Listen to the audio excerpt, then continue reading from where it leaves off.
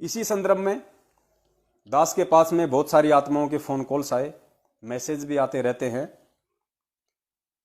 और दास आपको बताना चाहेगा कि आज 30% भक्तों को छोड़ के, क्योंकि 30% आत्माएं पूरी संगत में से, 20 लाख की संगत में से 30%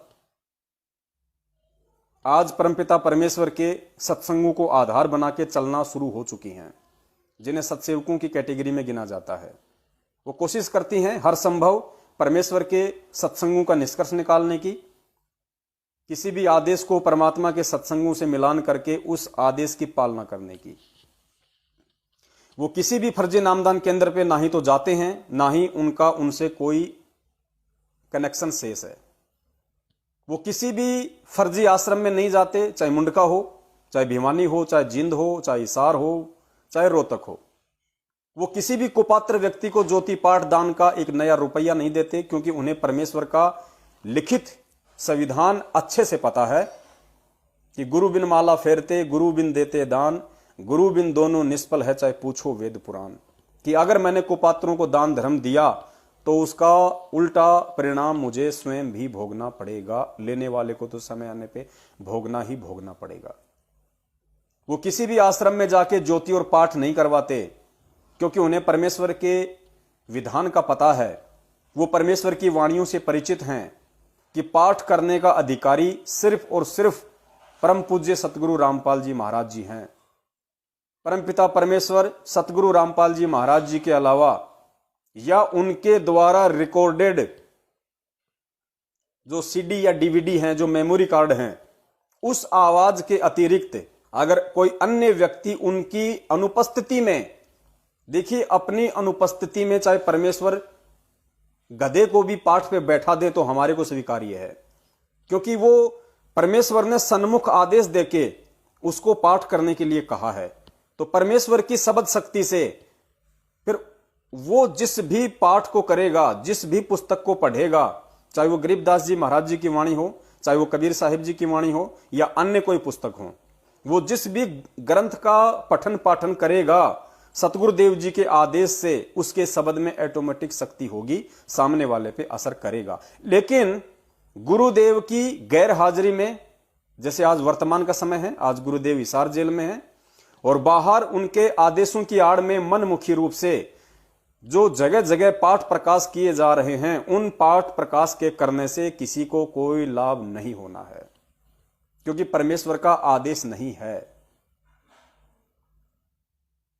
और जब तक परमेश्वर का आदेश ना हो, अगर परमेश्वर उपस्थित नहीं है और यदि वो आदेश देते हैं, तो उस समय भी परमेश्वर के द्वारा रिकॉर्डेड जो पाठ प्रकाश की वाणी है, जब तक उसको ना चलाया जाए और कोई भी व्यक्ति उस पाठ प्रकाश की सीट पे बैठ के अगर अपने मुख से ग्रंथ साहिब का पठन पाठन करेगा, तो पुण्यात्माओं आपको 0% लाभ भी नहीं मिलना, क्योंकि वो अनाधिकारी है, वो अधिकारी नहीं है। ये सारी बातें परमपिता परमेश्वर जी ने अपने सत्संगों में विस्तार से बताई हुई हैं। और भगत इन चीजों को नहीं समझ पाते हैं, क्योंकि सत्संग सारे नहीं सुन पाते हैं। इसके लिए परमात्मा ने साध संगति को दूसरा माध्यम चुना था, इस ज्ञान को भगत समाज तक पहुंचाने के लिए। आश्रम में भी गुरुदेव जी के सत्संगों के बाद भगत भाई बहन आपस में बैठ के डिस्कस किया करते थे, गुरुदेव की महिमा का गुणगान किया करते थे, एक दूसरे नए पुराने भगत से सलाह मशवरा किया करते थे। उसको कहते हैं साध संगति, ग्रुप डिस्कशन। तो यहां अब आप जी इस सत्संग को ध्यान से सुनिए, जिसमें पूज्य गुरुदेव पाठ प्रकाश के विषय में कितनी गहनता से समझा रहे हैं।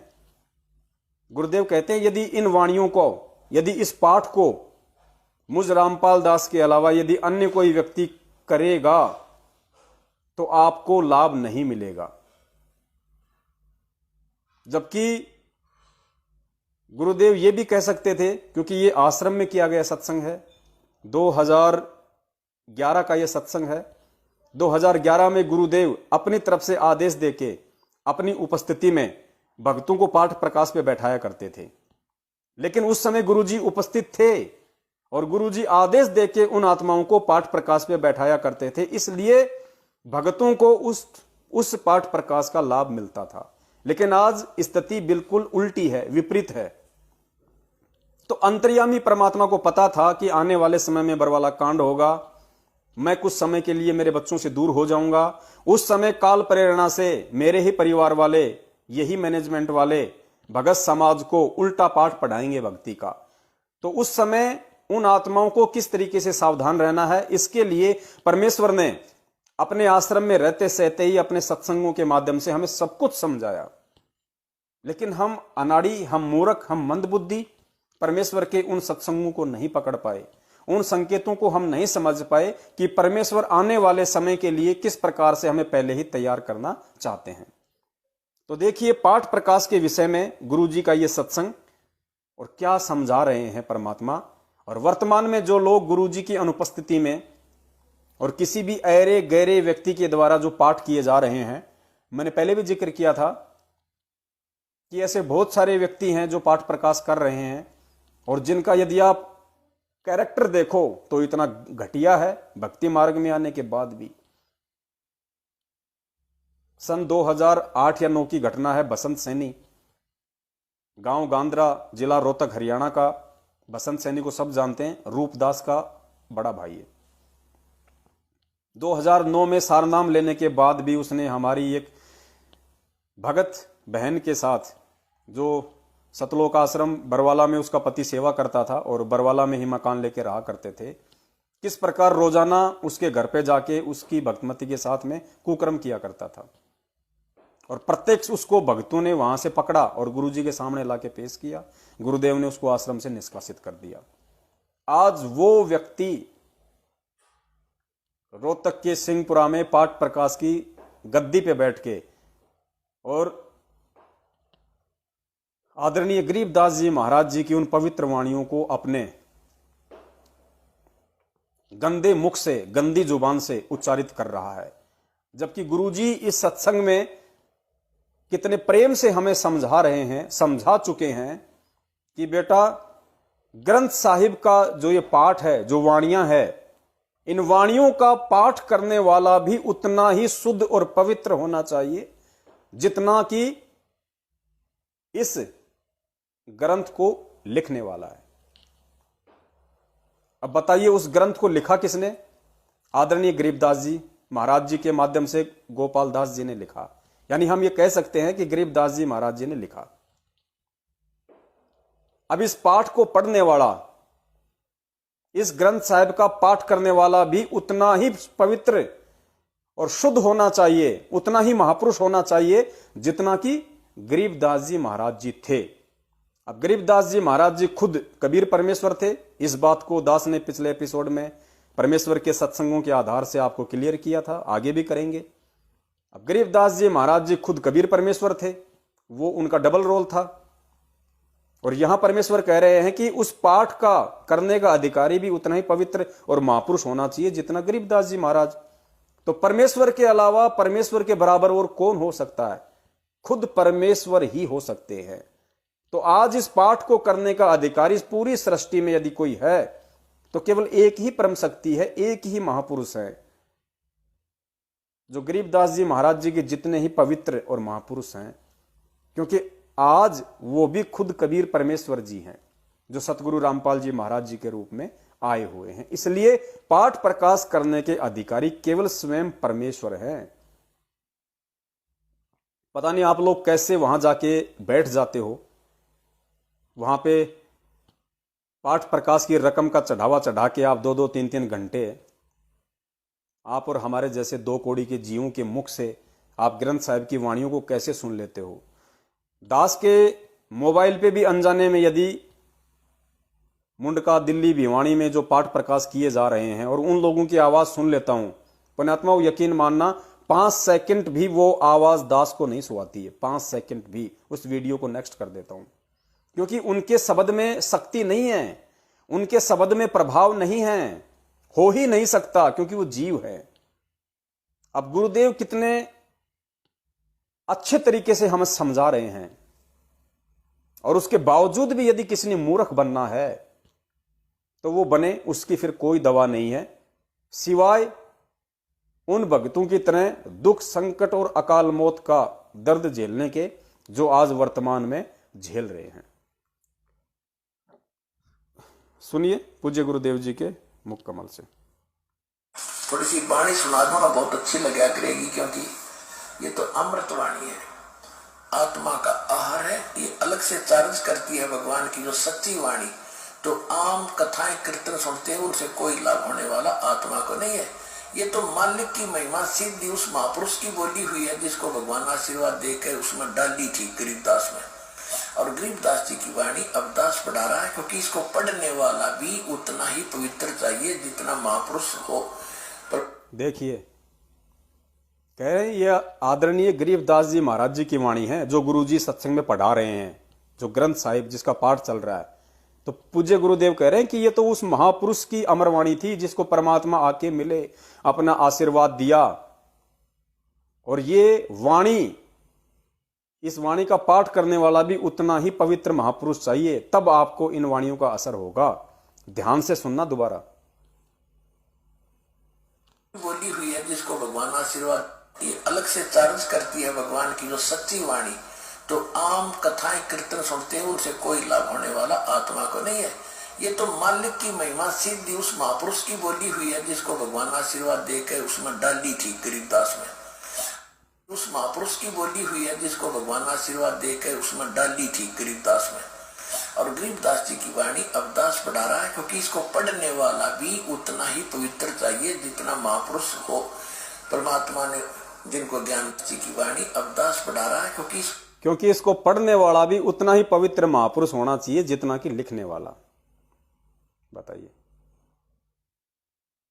जी की वाणी अब दास पढ़ा रहा है, क्योंकि इसको पढ़ने वाला भी उतना ही पवित्र चाहिए जितना महापुरुष हो। परमात्मा ने जिनको ज्ञान दिया था। तो जो इस दास के मुख से जो सुनोगे उसका असर न्यारा होगा। और यदि सत्संग में कोई और करेगा भगत तो उससे लाभ नहीं होगा वो, क्योंकि अधिकार। देखिए गुरुजी कह रहे हैं अगर आप इस दास के मुख से सुनोगे तो इसका न्यारा असर होगा। और इन्हीं वाणियों को अगर आप किसी और के द्वारा सुनोगे, कोई भगत अगर अपने आप ने अगर ये वाणियां बोलेगा, ये करेगा, अगर उसके मुख से सुनोगे तो कोई लाभ, कोई असर नहीं होना। ध्यान से सुनिए। उसमें डाली थी गरीबदास में। और गरीबदास जी की वाणी अब दास पढ़ा रहा है, क्योंकि इसको पढ़ने वाला भी उतना ही पवित्र चाहिए जितना महापुरुष हो। परमात्मा ने जिनको ज्ञान दिया था। तो जो इस दास के मुख से जो सुनोगे उसका असर न्यारा होगा। और यदि सत्संग में कोई और करेगा भगत तो उससे लाभ नहीं होगा वो, क्योंकि अधिकारी के बिना यह काम करे को नहीं। और अधिकारी के बिना काम नहीं करेगी।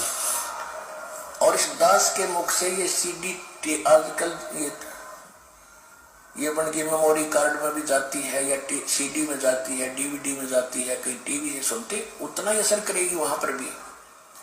वहां भी ऐसे असर करेगी, क्योंकि इस दास का बोला हुआ सत्संग वचन परमात्मा की ताकत साथ जाती है इस दास के माध्यम से, तो उतना ही काम करेगी। तो इसलिए की ताकत साथ जाती है इस दास के माध्यम से, तो उतना ही काम करेगी।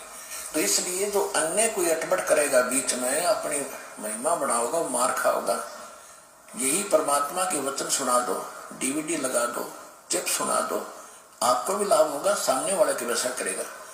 अगर कोई अपने इस ज्ञान को चुरा कर आप पर प्रभु पाकेगा तो उसकी ब्रह्मटी होगी कि थोड़े दिन में फिर वो पकड़ा भी जाओगा, क्योंकि तो बस विस्तार फैल रहा है भगवान का।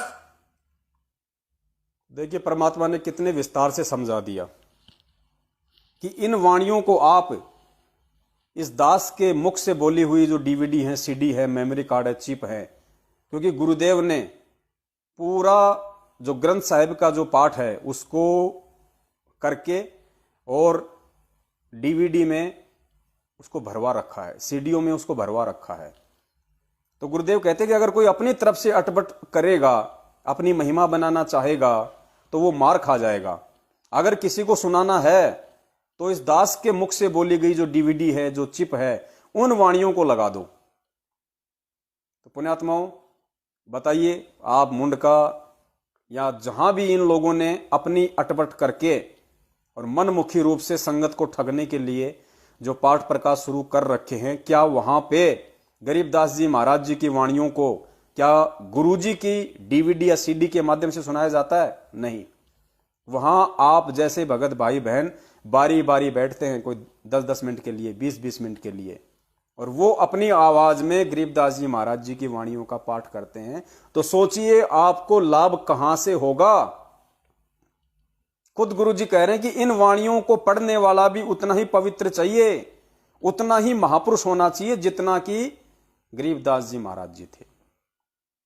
तो भगत समाज सन 2014 के बाद से जो दुखी है, जो परेशान है, भक्ति करते करते भी ठोकरें खा रहा है, आंखों के सामने अकाल मृत्यु हो रही है, उसका नतीजा यही है कि हम परमपिता परमेश्वर के सत्संग रूपी आदेशों को छोड़ के और किसी भी ऐरे गहरे व्यक्ति के कहने से, उनके परिवार वालों के कहने से, स्टेट कोऑर्डिनेटर के कहने से, नामदान संचालक के कहने से अपनी भक्ति क्रियाओं को अधिक महत्व दे रहे हैं।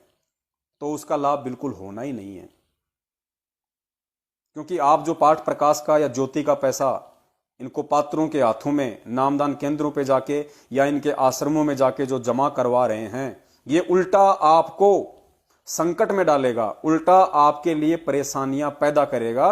क्योंकि दास के पास में इसी तरह के फोन कॉल्स आते हैं कि भगत जी नाम दीक्षा भी ले रखी है, हम मर्यादाओं में भी हैं, हम भक्ति भी कर रहे हैं, हमने ज्योति भी करवा दी, हमने पाठ भी करवा दिए, भगत जी उसके बाद भी हमारे साथ ऐसा क्यों हो रहा है। और कुछ दिन पहले दास ने एक वीडियो अपलोड किया था फेसबुक पे। जयपुर की एक बहन है, वो किस तरह से रो रो के अपनी व्यथा भगत समाज को बता रही थी। राजस्थान के अलवर जिले का नामदान संचालक था पहले, जिसका नाम था सुशील कुमार। सुशील कुमार की बहन की शादी जयपुर में हुई। उसके बाद में अलवर के भगत सुशील कुमार के खिलाफ हो गए, क्योंकि अलवर के भक्तों का कहना था कि ये रात को लड़कियां लेके आता है और जब हम इसको टोकते हैं, मना करता है, तो ये हमारे साथ में झगड़ा करता है, मार पिटाई करता है। तो अलवर के भक्तों ने लिखित रूप में अपने साइन करके सतलोक आश्रम मैनेजमेंट हरियाणा के पास में चिट्ठी भेजी थी कि इसको हटाया जाए। और साइन करने में सुशील कुमार की बहन, जिसकी जयपुर में शादी हो चुकी थी, वो भी शामिल थी, और उसके जो ससुराल वाले थे, उसका जो पति था, उसकी सास थी, उसके ससुर थे, वो सब भी वो साइन करने में शामिल थे। इस बात का पता जब सुशील कुमार को चला, अलवर जिले के नामदान संचालक को, कोऑर्डिनेटर को, तो उसने एक चाल चली, जयपुर गया और अपनी बहन को यह कह के वापस अलवर ले आया कि इसका एक बीए का पेपर बाकी है, उसके बाद मैं इसको छोड़ दूंगा। 15-20 दिन बीत गए। जयपुर वाले भक्तों ने कहा भाई उसका पेपर हो गया होगा, अब तो उसको भिजवा दो। तो उसने कहा कि आके लेके जाओ और नामदान केंद्र पे आना, मेरे घर पे आने की जरूरत नहीं है। जयपुर वाले नामदान केंद्र पे गए तो वहां सुशील कुमार ने बिल्कुल साफ साफ मना कर दिया और अपनी बहन के द्वारा ससुराल पक्ष के ऊपर कई तरह के आरोप लगवा दिए, मुकदमे करवा दिए, एफआईआर करवा दी, दहेज की, मारने पीटने की, प्रताड़ित करने की। वो सारी एफआईआर की कॉपी भी दास ने आपको भेजी थी, दिखाई थी उसके अंदर, जो किसी भगत भाई ने दास के पास में भेजी थी। उसके बाद में ये 2016 की घटना है और आज 2021 चल रही है, लगभग 4-5 वर्ष हो गए। उसके बाद में जयपुर वाले भक्तों ने काफी कोशिशें की कि भाई किसी भी तरह से वो लड़की वापस जयपुर आ जाए, लेकिन वो सफल नहीं हुए। फिर उस बहन ने, जयपुर वाली माई ने, सतलोक आश्रम मैनेजमेंट हरियाणा के माध्यम से प्रार्थना लगवानी शुरू की। देखिए आप कितना भयंकर उसके साथ में धोखा हुआ है। वो अपनी व्यथा खुद बता रही है, दास ने उसी की ऑडियो भेजी थी, आप में से बहुत सारे भगत भाइयों ने देखा भी होगा, सुना भी होगा। उसने बहुत सारी प्रार्थनाएं लगाई। महेंद्र के लड़के गालीबाज अमित के पास प्रार्थना लगाई, मंजू को फोन किया, अंजू को फोन किया, राजस्थान के स्टेट कोऑर्डिनेटर को वो कह रही थी, पता नहीं कितने फोन कर दिए, मुझे याद नहीं। हर बार मुझे कहते कि ज्योति करवा दो, पाठ करवा दो, ज्योति करवा दो, पाठ करवा दो, परमात्मा दया करेंगे। वो बहन कह रही है कि भगत जी मैं अपने मुख से बोलना नहीं चाहती, लेकिन अगर आप चाहो तो जयपुर का जो नामदान केंद्र है, आप वहां का रजिस्टर उठा के देख लो। इन 4 सालों में उस समस्या के निपटारे के लिए, जो कि वो भी एक भगत ही है, अलवर वाला भी भगत और जयपुर वाले भी भगत। उस समस्या के निपटारे के लिए मैनेजमेंट के कहने पे कि भाई तेरी प्रार्थना मैंने गुरुजी के पास भेज दी है, गुरुजी का आदेश है, पाठ करवाओ, ज्योति कराओ, पाठ कराओ, ज्योति कराओ। वो बहन कह रही थी कि जयपुर नामदान केंद्र पे जाके, जो प्रहलाद वहां का नामदान संचालक है, वहां पे जाके देख सकते हो, रजिस्टर उठा के 1 लाख से ऊपर के तो मैंने पाठ करवा दिए। और कह रही है कि 2100 रुपए की जो ज्योति इन्होंने बता रखी है उसकी तो गिनती नहीं है। यानी कम से कम 4-5 लाख रुपये वो बहन केवल प्रार्थनाओं में ही बर्बाद कर चुकी है।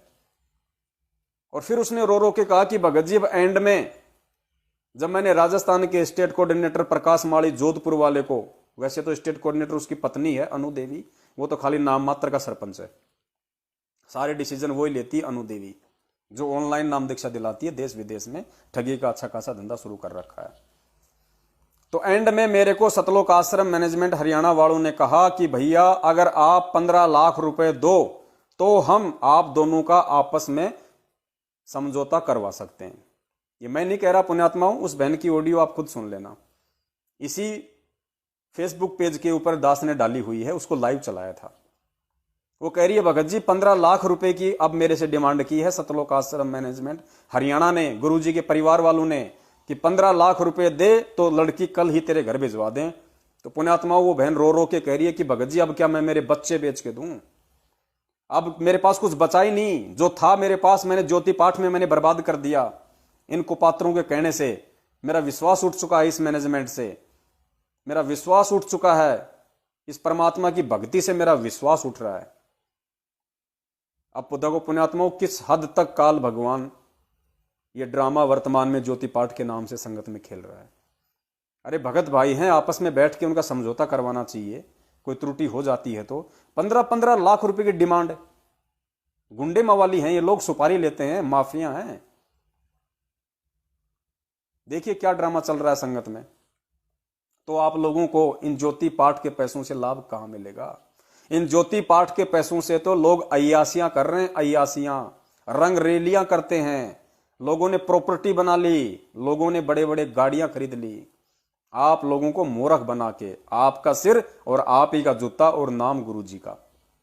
और ये सिर्फ और सिर्फ इसलिए हुआ क्योंकि आप लोग परम पूज्य सतगुरु रामपाल जी महाराज जी के भक्ति विधान पे ना चल के, उनके सत्संग रूपी आदेशों पे ना चल के और अपनी मंद बुद्धि के चलते इन लोगों के मनमुखी आदेशों पे अधिक चले, जिसका परिणाम आज भगत समाज भुगत रहा है और आने वाले समय में भुगतेगा।